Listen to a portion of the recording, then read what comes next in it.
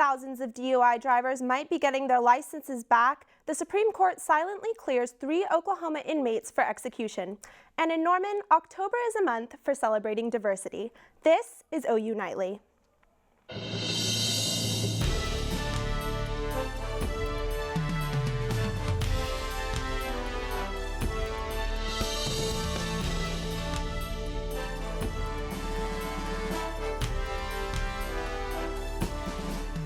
An Oklahoma Supreme Court ruling could put back on the road hundreds, even thousands of drivers accused of DUI. The court ruling involved one case, an Edmond man, Erick Sample. Sample challenged whether a state board properly approved the breathalyzer equipment used by the Department of Public Safety. The Oklahoma Supreme Court said it did not and ordered Sample's revocation null and void. That means Sample will get his driver's license back, and so too could every other driver who is challenging the revocation of their licenses. Experts say the challenges could go back to 2008 and might involve thousands of drivers. Kylie, a Norman criminal defense attorney, says it's important for government agencies to follow the rules. The biggest thing that this is going to change is it's changing how the Department of Public Safety views it. The Department of Public Safety's position is that these cases should all be held in abeyance and continued and continued and continued until the Supreme Court makes a decision. The Supreme Court made their decision and they denied to hear the case. So now the Department of Public Safety is going to have to get a new position. Hyduke says the ruling won't grant licenses back that are already revoked, but people waiting for their challenges to be resolved are likely to get them back. And the U.S. Supreme Court declined to review 3 Oklahoma death row inmates' appeals today.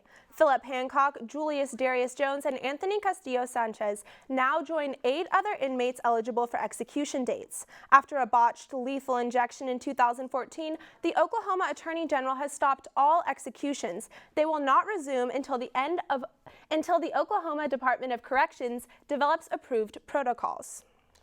International journalist Josh Rushing has covered the politics surrounding Oklahoma's death penalty and has even witnessed an Oklahoma execution. Currently, he is an online journalist for Al Jazeera English. We are fortunate that he's visiting Gaylord College this week, and he joins OU Nightly's Courtney Boggs in the newsroom. Thank you so much for joining us today, Mr. Rushing. So executions in Oklahoma are not new to you. You've actually experienced it yourself and been there to witness one. Could you tell us a little bit about your experience on Oklahoma's death row? Yeah, sure. I'd interviewed a guy named Michael Seltzer years ago who was on death row for a murder in the 70s that he admitted and I later went back to witness his execution with, I was sitting behind his son and his sister. It's interesting, the process in and of itself, because not a lot of people see it, and I felt like I should. You get escorted down underneath the prison there, this big hall, and there's a yellow door, and you turn and go through this yellow door, and there are 2 rows of like just folding chairs. And so we're kind of scooting down, all the way down, and I was toward the end, and I looked to my left and realized there was a 2-sided mirror there. And what was on the other side of that mirror were people who had come to support the families of the victim of the murder. And they're separated in that way from the family members of the person being executed. And on the other side, as you're scooting down, you notice there's a window and there are drapes that are pulled. So you all get in, you get seated, the head of the prison system will be in there as well. And they'll shut the door, and he will get up and call the governor's office and ask if it's a go, essentially, and they say yes, right? And so he hangs up, they pull back the blinds, and that's the first time you see the inmate. The inmate's been there the whole time. They're strapped to a bed, and they have an IV in the arm with tubes coming out that go into the wall. I've been actually in that chamber as well, when someone wasn't in there. And the tubes are just kind of crudely cut, 3 holes, 3 tubes go into a wall. Right, which is the 3 drugs that are in the actual drug concoction that Oklahoma uses. So that's been an issue here in Oklahoma, is that that concoction has been ruled constitutional, but we don't have the protocol here in Oklahoma. What are your thoughts on the regulation of that protocol? It's interesting. I believe, I wonder if this is true, but I was told at that time that The 3 people on the other side of that wall that are the executioners are the only employees that are paid by cash in the state government of Oklahoma. And that's so that there'll be no way to, like through Social Security or whatever, track them down. But they each sit over with their plunger, and they each take turns plunging. One is a sedative that puts them to sleep, one stops the heart, one starts the cardiovascular system. What I witnessed, it took a few minutes, didn't seem painful. He had a clear final breath. Yeah, after he had turned and said goodbye to his son and his family, he turned to the warden inside and said, "I'm ready." And then that's when they put the drugs into him, and he died in front of us. All right. Well, thank you so much for sharing that experience with us. Back to you guys in the studio. Thanks, Courtney. And you know, the weather in Norman has just been gorgeous lately. I'm wondering if we're going to see more of that fall weather. Kylie, can we expect more of that this week? We can. And it was warm and windy out there today. Check out the western panhandle, 33 miles per hour, those winds right now. And Guyman, that's because there is a dry line starting to form out there that could potentially bring with it some severe weather tomorrow for the state. Now, looking down into the southern Caribbean, Hurricane Matthew. And that is what is currently happening down in the Caribbean. I will be talking more about possibilities for severe weather tomorrow, but back to you guys at the desk. Thanks, Kylie. Still ahead on OU Nightly, a new campus organization steps up to discuss racial issues. Plus, it's LGBTQ month in Norman.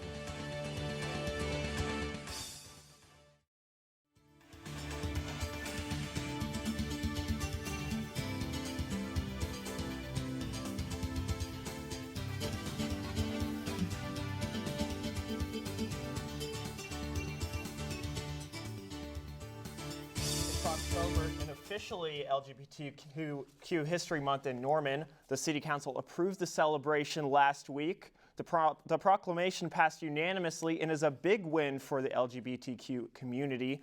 The Gender Inequality Center is kicking off the month's events Wednesday at 7 o'clock with a vigil. This year's theme is around keeping the pulse, so it's kind of remembering what happened in Orlando over the summer with all the other intersections of issues that are going on with the LGBTQ community. And then we'll do a trivia night, different things like that. You can check the Gender and Inequality Center on Facebook for a list of October events. And with the recent shooting of an unarmed black man in Tulsa, some students at the University of Oklahoma are striving to work toward a better tomorrow. London Bulgarelli tells us more. Every day, the fight against racism and social injustice still exists, from college campuses to the streets of Tulsa, Oklahoma. But a group of students at OU are making sure minority students have a place of support here on campus. I think it impacted us a lot. We see a lot of racial, police brutality in the last few months and years, but this one necessarily hits home because Tulsa is right down the street from us. J.D. Baker is a junior public relations student here at OU and a member of the group Developing Black Males, an organization made to better African American students. The best thing about Developing Black Males is the community. It provides a community. I think that's what everyone needs in college. Everyone needs a community. And having that support system and community is one of the #1 indicators for students to have good graduation retention rates. OU knows this. We all know this. Every Sunday, students meet in the Henderson-Tolson building on the OU campus for mandatory study hall and an open discussion about racial issues on campus. For one member, the Tulsa shooting hit too close to home. This really hit home with me because I am from Tulsa, Oklahoma. I actually knew Terrence's Crutch's family. I went to church with them, so compared to the past shootings, this is the one that probably hit home for me the most. So, although Developing Black Males has yet to make a trip to Tulsa, members say there are big plans in the works. London Bulgarelli, OU Nightly. Thanks, London. For more information on Developing Black Males, visit ou.edu/community. We now have Emily Akins in the News Center. Thanks, guys. New York Attorney General ordered the Donald J. Trump charity to stop fundraising today. James Sheehan sent the notice of violation on Friday and said that Trump's charity has been soliciting donations from other people without being properly registered in New York. Tax records show that Trump's foundation has existed entirely on donations from others since 2008. And the U.S. is officially suspending talks with Russia today in an effort to end conflict in Syria. The U.S. was previously on the verge of ending talks with Russia after the deadly attacks in Aleppo, but when both countries tried to secure a ceasefire, the U.S. Defense Department said Russia was not living up to its commitments. The State Department assured the decision to end this tie with Russia was not taken lightly.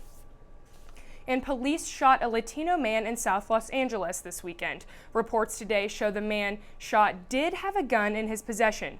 It was the second of 2 deadly officer-involved shootings in 2 days in this area. The first involved the death of an 18-year-old that was killed outside of his home the day before. Police have still not given any details on why the officers used deadly force in either shooting. And today, Donald Trump told the Retired American Warriors PAC in Virginia that American soldiers and veterans who commit suicide do so because they cannot handle the post-traumatic stress of war. Back to you at the desk. Thanks, Emily. And still ahead on OU Nightly, Kylie Capps is here with weather. Beautiful sunny weather out there today. However, severe weather chances are on the horizon. Coming up in Maine weather.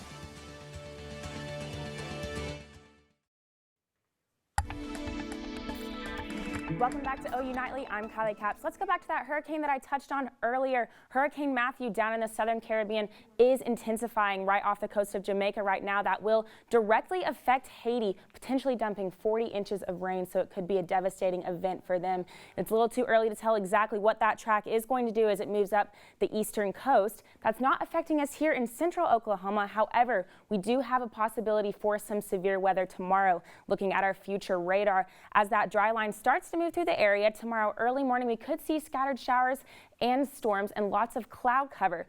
During the afternoon, it will clear out a little bit, and these teeny tiny supercells could potentially have the potential to rotate. That's because there is enough shear in the atmosphere, and that could potentially bring with it some severe weather. So each of these little supercells could bring with it some hail and a possible tornado, and we'll be talking more about that in just a second. Now, the Storm Prediction Center has issued a severe outlook for Tuesday. Norman is in that marginal area, so we aren't as intense as northwestern Oklahoma, and they could potentially see a large tornado, large hail, and flash flooding. Here we could just see some flooding and small hail, but we will be keeping an eye on that storm timing for Tuesday. Here in central Oklahoma, you can expect to see that dry line move through the area between 7 and 11 p.m. tomorrow night, and then along with this storm timing, I have broke it down a little bit Tuesday morning. Early morning again, some showers and cloudy. Those clouds should clear, and that'll provide enough heating for some possible severe storms in central Oklahoma. And then between 4 and 9, that's when we could see those storms start to develop. Now I have broke it down again into what we could possibly see. There is a moderate threat for a tornado in northwestern Oklahoma, and then here, mainly that potential for flash flooding, strong winds, and small hail. So we will be keeping an eye on that as well. So stay with us. Lows tonight, 65 is a low here in Norman. It is going to be warmer out in that panhandle as you're heading out of the door tomorrow, that day planner. It will be a little bit warmer than it was this morning, and look how strong those winds are going to be. Those winds are going to increase by 4 p.m. We could see winds up to 25 miles per hour. Again, heating up in those clouds starting to clear. Highs tomorrow across the state in those lower 80s. And then looking at our 7-day forecast, again, those severe chances on Tuesday. There is still a chance of rain on Wednesday, and then as we move on throughout the rest of the week, those rain chances will remain with us on Thursday, about a 40% chance. And then look how cool it's going to get on Friday, 67 as a high, 47 as that low. A really nice weekend ahead of us. And if you're staying here in Norman instead of going down for the OU Texas game, we will remain warm as well. Thank you, Kylie. You're welcome. And the Sooners snuck out of Fort Worth this weekend with a win. Madison Plott is here with more.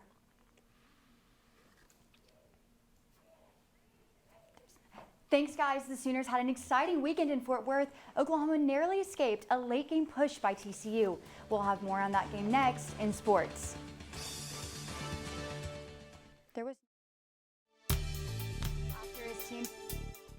After his team picked up a huge win in Fort Worth over the weekend, OU sophomore Tate Evans announced the end of his football career today. Coach Bob Stoops said the linebacker made his decision after suffering his latest concussion against Ohio State. Although his playing days are over, Evans isn't ready to leave the Sooners just yet.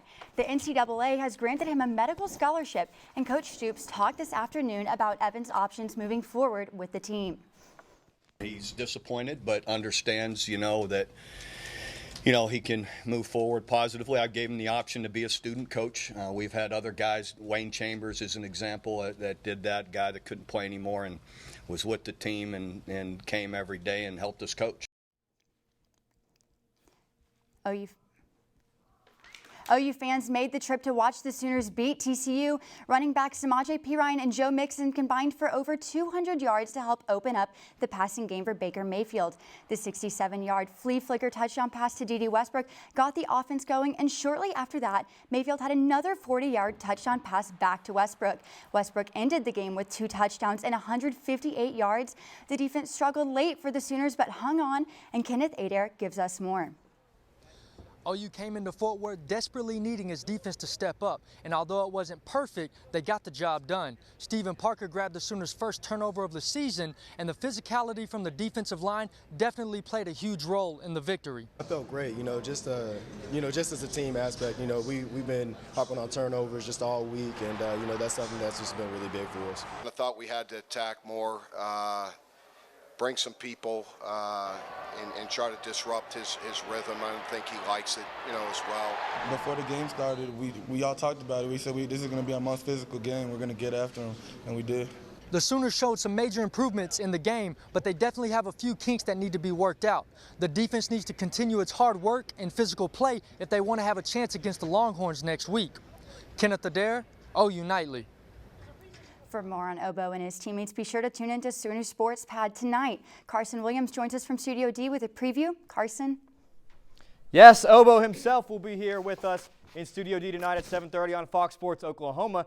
The new star linebacker will be joined by members of OU's track and field team in the studio audience, and we'll have a profile on Sooner star pitcher Paige Parker. You can also catch the whole show tomorrow at 5 o'clock here on OU TV right after the OU Nightly Newscast. For now, back to you, Madison. OU rowing started its season off with a bang Saturday at the head of Oklahoma Regatta.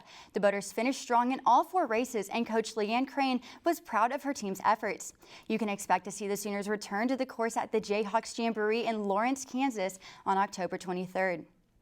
And 2 former Oklahoma superstars face off tonight in a Monday Night Football matchup as the Vikings take on the Giants. Sam Bradford, who has led the Vikings to an undefeated 3-0 start, is going up against Sterling Shepard, who has started his rookie season off strong with 2 touchdowns and over 200 yards.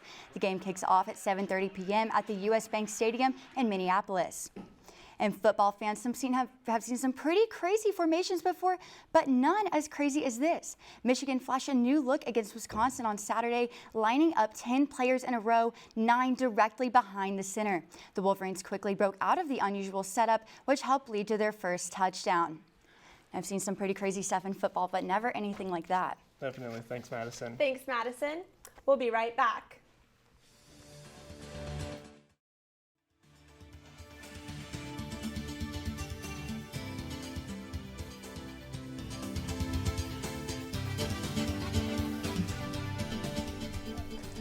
I'm Abby Green at the Update Desk.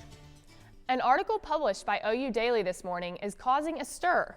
The Daily published an article criticizing the Office of President for their poor response to the OU sexual assault research. The Daily quoted OU President David Boren as saying, "Don't get yourself into a situation where you're incapable of saying no," among other things.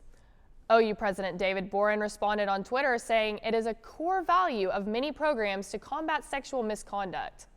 For more details on this story, check out our website at ounightly.com. That's it for now. Back to you in the studio. Thanks, Abby. And we know many of you will be heading to Dallas to catch the big game this weekend. But if you're looking for an alternative, Albuquerque, New Mexico is the spot for you. More than 500 hot air balloons take flight in Albuquerque's skies this week in its 45th annual International Balloon Fiesta. The festival attracts more than 1 million visitors, pilots from around the world, and special shapes balloons. Shapes include bumblebees, Star Wars characters, cowboys, dragons, animals, and more. To learn more and purchase tickets, you can visit www.balloonfiesta.com. Definitely sounds like a really fun event to go to. Coming from Albuquerque, I can attest to that. I went many years, and it's an absolute blast. It looks beautiful. Right. Can we take another look at that forecast? Definitely. This evening, we will start to see some clouds make their way into the area, and then chance of rain starting from midnight tonight and then moving on throughout the morning tomorrow morning. And again, keep an eye out for some severe weather tomorrow afternoon, guys. Sounds great. Thank you. Thanks for watching OU Nightly, brought to you by Gaylord College at the University of Oklahoma. We'll see you back here tomorrow night live at 4:30. Have a great evening. Good night.